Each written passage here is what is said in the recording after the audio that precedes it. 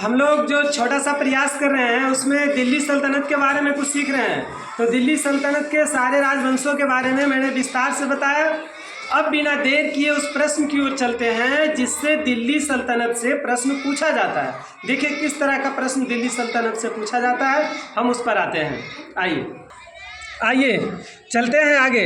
इसमें लिखा हुआ है ना प्रश्न में कि दिल्ली पर शासन करने वाले निम्न वंशों का सही क्रम क्या है। इसको तो मैं कितनी बार बताया, गु खी तू शैलो, गुलाम, खिलजी, तुगलक, सैयद और लोदी, है ना। यही क्रम में इसको सजा हुआ मिलना है। आगे प्रश्न चलते हैं अगले प्रश्न की ओर। मोहम्मद गोरी के आक्रमणों का निम्न में से कौन सा परिणाम नहीं हुआ। इसका सही जवाब है पंजाब से लेकर बंगाल तक फिर से उत्तरी भारत एक केंद्रीय सत्ता के अधीन हो गया। यह परिणाम नहीं हुआ, बाकी सब हुआ। इसमें से तुर्कों द्वारा राजपूतों को पराजित करने के निम्न में से कौन कारण थे। इसका सही जवाब 1, 2, 3 तीनों, यानी उसके समाज का पृथकतावादी एवं अनुदार होना, असमानता पर आधारित जाति व्यवस्था, विज्ञान और प्रौद्योगिकी की अवनति, यही जो है कारण थे। अगला है गुलाम वंश के आरंभिक शासकों का निम्न में से कौन सा सही अनुक्रम है। तो सबसे पहला है कुतुबुद्दीन ऐबक, उसके बाद इल्तुतमिश है, तब आराम शाह है और इसके बाद रजिया सुल्तान बनी, यानी 1, 2, 4, 3 जो दूसरा विकल्प में है यह सही होगा। अलाई दरवाज़ा निम्न में से किसका मुख्य द्वार है। इसका सही जवाब है कुतुब मीनार। कुतुब मीनार के दरवाज़ा को अलाई दरवाज़ा के नाम से जानते हैं। सुमेलित करें, इसमें जो सुमेलित होने वाला है इसके बारे में हम देखते हैं।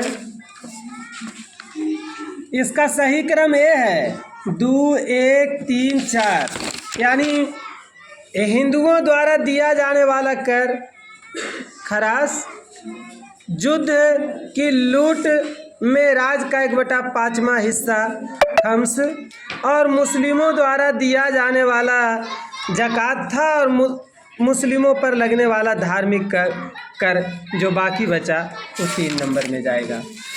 इसके बाद आगे देखते हैं इब्राहिम लोदी। इब्राहिम लोदी के बारे में निम्न में से क्या सत्य नहीं है। यही सत्य नहीं है कि महान निर्माता एवं कला का पुजारी था, यह गलत है। अगले प्रश्न की ओर चलते हैं। अमीर खुसरो के संबंध में निम्न में से कौन सा कथन सत्य है ना। उसमें चारों कथन सत्य है। वे सूफी संत शेख निजामुद्दीन औलिया के शिष्य थे, ये भी सत्य है। वे जलालुद्दीन फिरोज खिलजी के दरबारी कवि थे, यह भी सत्य है। उन्होंने भारतीय वाद्य यंत्र बीना एवं ईरानी वाद्य यंत्र तंबूरा के मिश्रण से सितार का आविष्कार किया, यह भी सत्य है। उन्होंने ख्याल गायकी का आविष्कार किया, यानी चारों सत्य है इसमें। अगला प्रश्न है दिल्ली सल्तनत के पतन के लिए निम्न में से कौन से कारण उत्तरदायी थे। इसका सही जवाब है दुर्बल प्रशासन, तैमूर का आक्रमण, अधिग्रहण की स्पष्ट नीति का अभाव, ये क्लियर था। इसके बाद हम अगले प्रश्न की ओर चलते हैं। निम्न में से किसका आक्रमण भारत पर किया गया द्वितीय तुर्क आक्रमण था। इसका सही जवाब है मोहम्मद गोरी का। अगला प्रश्न मोहम्मद गोरी किस वंश का था। इसका सही जवाब है संसबणी वंश का। अगला प्रश्न है मोहम्मद गोरी को किस अन्य नाम से जाना जाता है ना। तो उसको शहाबुद्दीन भी कहते थे, मुइजुद्दीन भी कहते थे और मोहम्मद बिन सामानी, तीनों जो है सही होगा, A, B और C।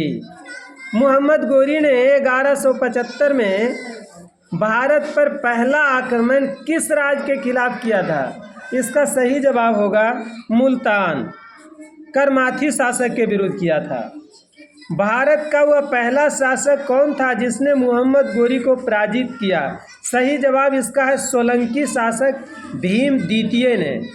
अगला प्रश्न है मोहम्मद गोरी एवं पृथ्वीराज चौहान के बीच विवाद के मूल में क्या था। इसका सही जवाब है भटिंडा। अगला प्रश्न है मोहम्मद गोरी का सर्वाधिक महत्वपूर्ण भारतीय आक्रमण तराइन का द्वितीय युद्ध था। मोहम्मद गोरी एवं कन्नौज के राजा जयचंद के मध्य 1194 में युद्ध हुआ, उसको चंदावर का युद्ध कहते हैं। अगला प्रश्न है, मोहम्मद गोरी का अंतिम आक्रमण किसके विरुद्ध हुआ?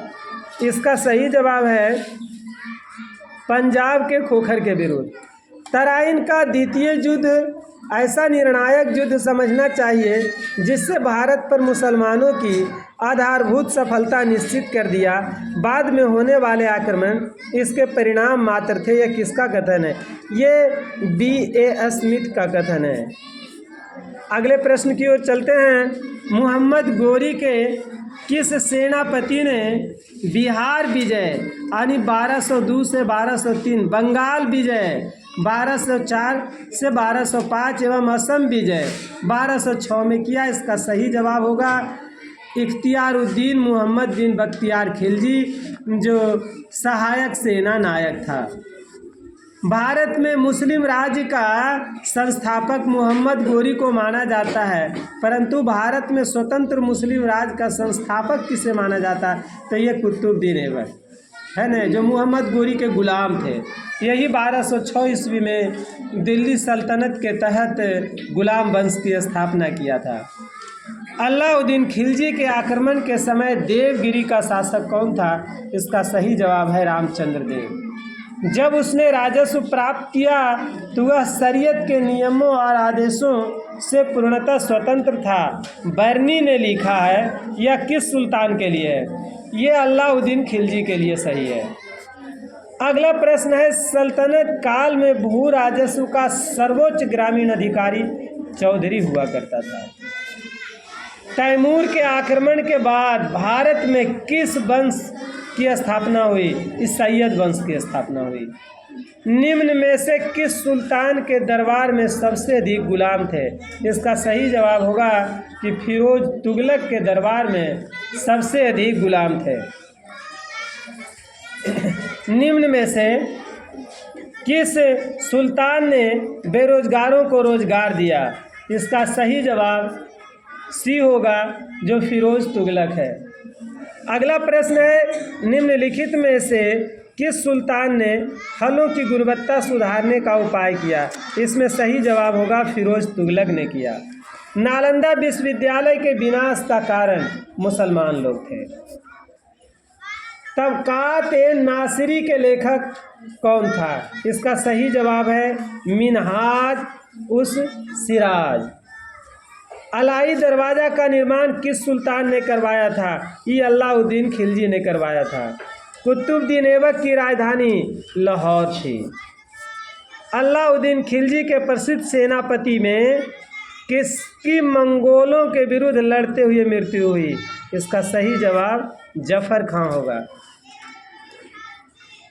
निम्नलिखित में से कौन भूमि उत्पाद पर लगने वाले करों को इंगित करता है?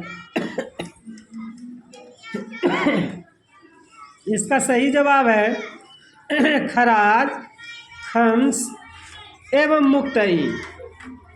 तुगलकनामा के रचनाकार का नाम क्या है? इसका सही जवाब है अमीर खुसरो। इन्होंने ही तुगलकनामा को लिखा था। अगला प्रश्न है, भारत में मोहम्मद गोरी ने किसको प्रथम आख्ता प्रदान किया? सही जवाब कुतुबुद्दीन ऐबक होगा। किस सुल्तान के काल में खालसा भूमि अधिक पैमाने पर विकसित हुई? सही जवाब अलाउद्दीन खिलजी होगा। सल्तनत देख रहे हैं, जितने सारे प्रश्न हैं सबके बगल में रेड किया हुआ, नहीं कहीं न कहीं पूछा गया है। देखिए, इसको 39वीं BPSC 94 में पूछा गया। यानी ये सब इम्पोर्टेंट क्वेश्चन है जो दिल्ली सल्तनत से पूछा जाता है। सल्तनत काल के सिक्के टंका, ससगणी एवं जीतल किन धातुओं से बने थे? इसका सही जवाब है टंका चांदी के थे और ससगणी जस्ता के थे और जीतल तांबा के थे, है ना। इसमें चंदी लिखा हुआ है, थोड़ा सा मिस्टेक दिख रहा है। चंदी दूगो नहीं होगा। अमीर कोही नामक एक नया विभाग किस सुल्तान द्वारा शुरू किया गया? सही जवाब है मोहम्मद बिन तुगलक। अमीर खुसरो ने किसके विकास में अग्रगामी की भूमिका निभाई? सही जवाब है खड़ी बोली के। तैमूर लंग ने किसके शासनकाल में भारत में आक्रमण किया था? पिछले वीडियो में हम जब दिल्ली सल्तनत के बारे में बता रहे थे उस समय बताए थे नसीरुद्दीन मुहम्मद तुगलक के शासनकाल में। सल्तनत काल की दो प्रमुख मुद्राओं का पता निम्नलिखित में से कूट से प्राप्त करें। इसका सही जवाब जीतल है और टंका है। भारत में पोलो खेल का प्रचलन तुर्कों के द्वारा किया गया। किसी एक तरफ संस्कृत मुद्रा लेख के साथ चांदी के सिक्के निर्गत किए गए। सही जवाब होगा मोहम्मद बिन कासिम। अगला प्रश्न है अलाउद्दीन खिलजी के निम्न सेना अध्यक्षों में कौन सा तुगलक वंश का प्रथम सुल्तान बना? सही जवाब है गाजी मलिक। अगला प्रश्न है जवाबी थे क्या थे? राज कानून। अगले प्रश्न की ओर चलते हैं।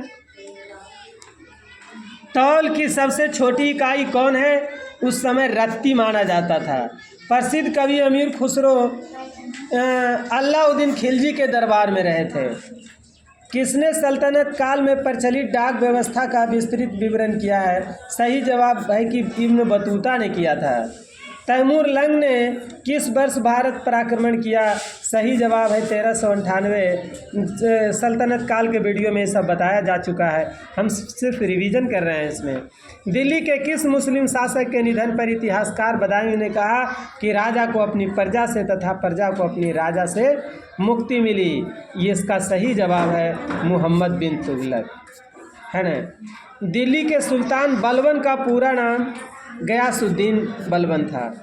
कौन सा सुल्तान नया धर्म चलाना चाहता था किंतु उलेमाओं ने विरोध किया? इसका सही जवाब है अलाउद्दीन खिलजी। निम्नलिखित में से कौन सा ऐतिहासिक स्मारक भारत तथा फारसी वास्तुकला का उदाहरण है? हुमायूं का मकबरा। दिल्ली का सुल्तान जो दान दक्षिणा के बारे में काफ़ी ध्यान रखता था, इसके लिए एक विभाग दीवाने खैरात स्थापित किया। इसका सही जवाब है फिरोज तुगलक। इससे आगे हम लोग अगली बार देखेंगे। ये दिल्ली सल्तनत का सेकेंड पार्ट का वीडियो यहीं समाप्त हो रहा है, देखते रहिए।